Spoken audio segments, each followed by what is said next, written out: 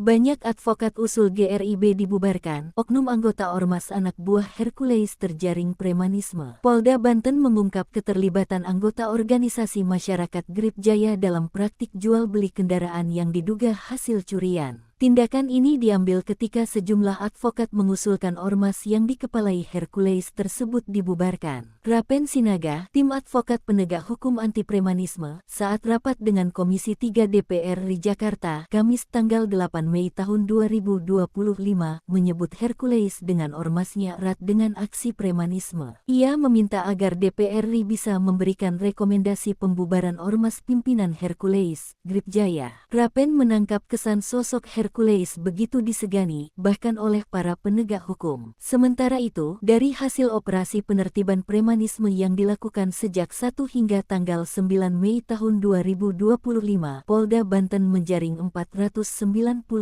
orang. Wakapolda Banten, Brigjen Pol Hengki, menyebut 63 orang telah ditetapkan sebagai tersangka atas berbagai tindak kejahatan, termasuk yang melibatkan anggota ormas. Hengki memaparkan berbagai kasus yang menjerat para tersangka. Salah satunya adalah praktik jual beli kendaraan diduga hasil curian oleh oknum anggota Grip Jaya. Sedangkan 429 orang lainnya hanya dilakukan pembinaan dan akan diikutsertakan dalam program polisi peduli pengangguran. Ditegaskan Hengki, aksi premanisme tentunya adalah pelanggaran serius yang mengancam keamanan dan ketertiban masyarakat. Menanggapi tuntutan para advokat anti premanisme, Hercules mengaku kaget. Ketua Umum GRIB bernama lengkap Rosario de Marsal ini menilai desakan tim advokat anti premanisme itu merupakan ancaman terhadap istrinya. Hercules mengaku tidak tinggal diam dengan ancaman tim advokat anti premanisme. Dia menunjuk Sunan Kalijaga sebagai kuasa hukum untuk menangani dugaan pengancaman dialami istrinya